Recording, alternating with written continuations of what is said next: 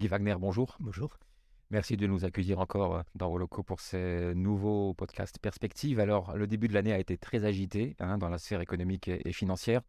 Une crise succède à une autre. Pourtant, globalement, l'économie mondiale tient le choc. Comment expliquez-vous cette sorte de résilience? Je dirais pour l'instant, l'économie est toujours tirée par ce qu'on appelle toujours l'activité des services.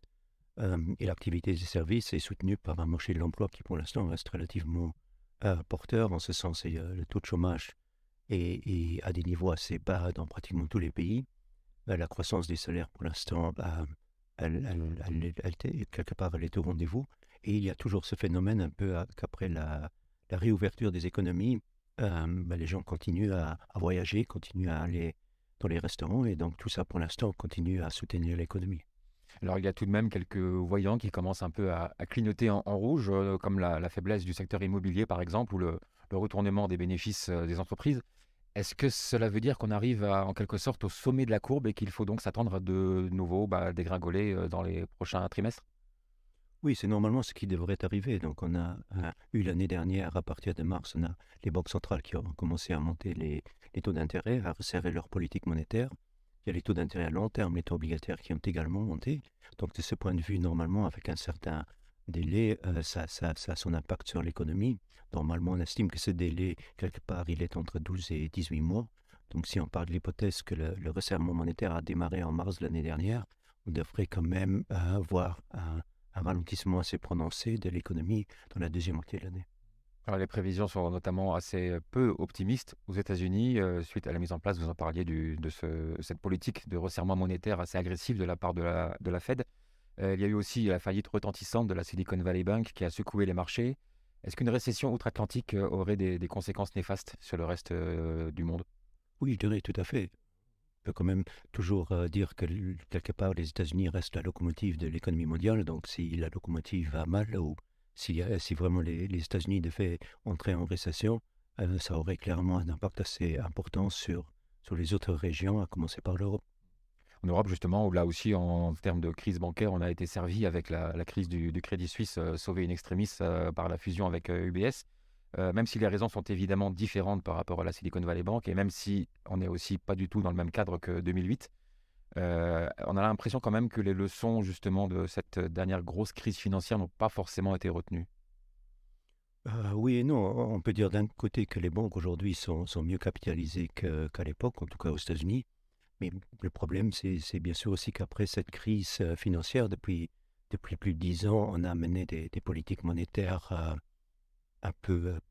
disons, un peu orthodoxes, en ce sens que les taux d'intérêt ont été réduits à zéro, voire même ils étaient négatifs en Europe.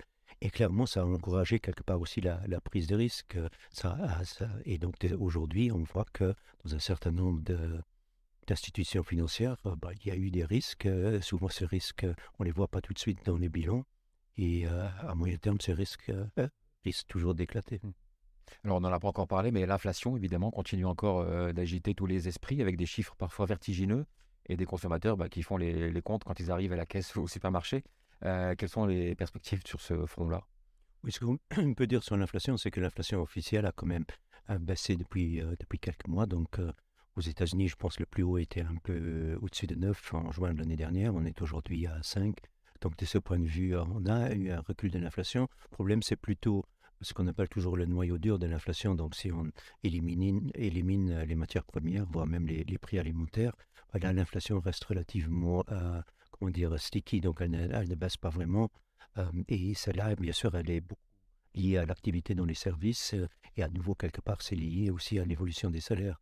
Donc, de ce point de vue, pour l'instant, on a une inflation qui a reculé, mais derrière, il y a quand même encore un certain nombre, enfin, une inflation, un noyau dur de l'inflation qui reste trop élevé, a priori, pour les banques centrales. Maintenant, on peut partir de l'hypothèse que, surtout si on pense que l'économie devait se ralentir, que l'inflation devrait continuer à baisser sur l'année.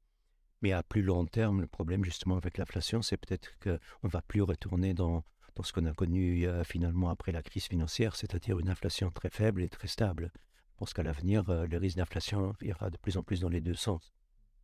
Vous évoquez dans la dernière publication Perspective une transition structurelle de l'économie mondiale qui est douloureuse, comme le sont souvent les périodes de transition. De quoi s'agit-il exactement? C'est entre autres justement cette idée sur l'inflation. Donc on avait plusieurs éléments qui plaidaient en fait pour des tendances désinflationnistes, voire même déflationnistes ces dernières années, qui sont en train de se retourner. Donc, parmi ces tendances, il y avait la globalisation, il y a quelque part la démographie, euh, donc, qui sont aujourd'hui deux tendances qui semblent plutôt se retourner quelque part. Donc, l'idée là, c'est de dire, on va aussi dans un monde où les dépenses publiques, pendant longtemps, il y avait des restrictions sur les dépenses publiques. Donc, c'était la politique monétaire qui devait stimuler l'économie, c'était beaucoup moins la politique fiscale. Là aussi, on est en train de changer avec maintenant des besoins de financement très importants et, pour soutenir l'économie, pour les changements liés à l'environnement, pour les tendances démographiques et d'une manière générale pour un peu avec le populisme qui croit un peu pour tout. Et donc, de ce point de vue, c'est ça qui est en train de changer. Donc, on a un environnement où on a l'impression que les dépenses publiques vont structurellement augmenter. Les tendances qui avaient fait que l'inflation restait faible sont en train aussi de se retourner. Et donc, quelque part, un environnement qui ressemble un peu plus à celui des années 70, où on avait justement de temps en temps des pressions inflationnistes assez importantes. Alors, dans ce contexte, après une année 2022 très difficile, les marchés financiers sont repartis à la hausse. Ce rebond était plus ou moins attendu, mais est-ce qu'il est aussi important qu'espéré? Le rebond, oui, il est correct, disons, pour un premier trimestre. Donc, on a eu une hausse d'environ 7, 8, 9% des indices selon les régions. Donc, on peut dire que c'est sur 3 mois. Donc, c'est quand même une performance assez correcte. Maintenant, de l'autre côté, ce qu'il faut toujours dire, la baisse l'année dernière avait commencé à partir de multiples très élevés. Donc, fin 2021, les multiples de valorisation des actions étaient très élevés. L'année dernière, on a eu une baisse des marchés boursiers qui était essentiellement une baisse des multiples, puisque les bénéfices des entreprises ont continué à monter.